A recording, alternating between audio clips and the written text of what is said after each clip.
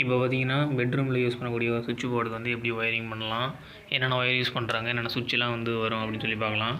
இது வந்து பெட்ரூமில் வந்து பார்த்திங்கன்னா பெட்டுக்கு பக்கத்துலேயே வந்து இருக்கும். மெயின் சுவிட்ச் போர்டு ஒன்று இருக்கும். இது வந்து பெட்டுக்கு பக்கத்துலேயே ஒன்று இருக்கும். இந்த சுவிட்ச் போர்டு பார்த்திங்கன்னா 12 மாடல் சுவிட்ச் போர்டு.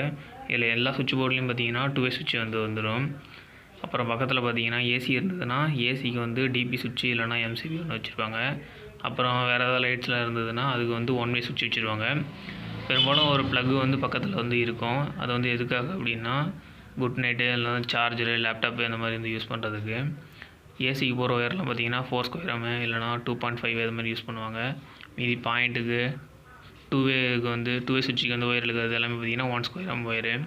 அப்புறம் வந்து மெயின் லைனுக்கு கரண்ட் வரது பார்த்திங்கன்னா 2.5 வந்து வரும். 2-வே சுவிட்ச் வந்து பார்த்திங்கன்னா 3 டெர்மினல் இருக்கும். 2-வே செட்டுன்னு சொல்லுவாங்க. அந்த 2 ஒயரும் வந்து பார்த்திங்கன்னா கீழேயும் மேலேயும் கொடுத்துடணும். சென்டரில் இருக்கிறது பார்த்திங்கன்னா ஒரு சைடு வந்து ஒரு சுவிட்சில் வந்து பாயிண்டோட ஒயரும், இன்னொரு சுவிட்சில் வந்து கரண்ட்டை வந்து ஒன்று கொடுத்துடணும்.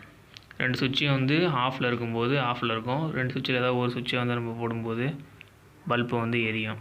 1-வே சுவிட்சில் பார்த்திங்கன்னா மேலே வந்து பாயிண்ட்டும் கீழே வந்து கரண்ட்டும் கொடுத்துட்டோம்னா அது வந்து கரெக்டாக வேலை செய்யும். இப்போ வந்து இந்த சுவிட்ச் போர்டில் பார்த்திங்கன்னா எப்படி கொடுத்துருக்காங்கன்னு சொல்லி பார்க்கலாம். ஒரு 2-வே சுவிட்ச் வந்து பார்த்திங்கன்னா டியூப்லைட்டுக்கு, இந்த அடுத்தது பார்த்திங்கன்னா ஃபேனுக்கு ரெகுலேட்டரில் வந்து கொடுத்துருப்போம். அடுத்தது பார்த்திங்கன்னா ஃபுட் லேம்பு இல்லைனா நைட் லேம்புன்னு சொல்லுவாங்க, அதுக்கு யூஸ் பண்ணியிருப்பாங்க. அடுத்தது வந்து பார்த்திங்கன்னா ப்ளக்குக்கு வந்து ஒரு சுவிட்சு. அப்புறம் வந்து பார்த்திங்கன்னா 2 மாடலில் வந்து டிபி சுவிட்சு. இது வந்து 32 ஆம்ஸ் இண்டிகேட்டரோட வருது. இதில் வந்து N1, L1 அந்த மாதிரி இருக்கும். அது வந்து ஃபேஸு, நியூட்ரல், இன்புட் அவுட்புட் ரெண்டுத்துக்குமே வந்து கொடுத்துடணும்.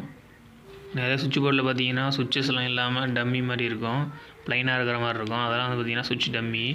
ஒரு வேளை ஃபியூச்சர்லாம் நம்மளுக்கு வந்து வேறு ஏதாவது சுவிட்ச் பாயிண்ட்டு இல்லைனா லைட்டு, ப்ளக் இந்த மாதிரி வைக்க வேண்டி வந்ததுன்னா அந்த டம்மியை கழட்டிட்டு அந்த இடத்துல சுவிட்சோ இல்லை சாக்கெட்டோ வச்சு யூஸ் பண்ணிக்கலாம். எப்பயுமே அது மாதிரி தான் வந்து நம்ம சுவிட்ச் போர்டு வந்து பிளான் பண்ணணும். இப்போதைக்கு இருக்கிற மாதிரி பிளான் பண்ணோம்னா அப்புறம் வந்து ஃப்யூச்சரில் வந்து ஏதாவது அடிஷ்னலாக தேவைப்படுதுன்னா திருப்பி வந்து காடி வெட்டுற மாதிரி இருக்கும், இல்லைனா வந்து ஜங்ஷன் பாக்ஸ் வாங்கி யூஸ் பண்ணுற மாதிரி இருக்கும்.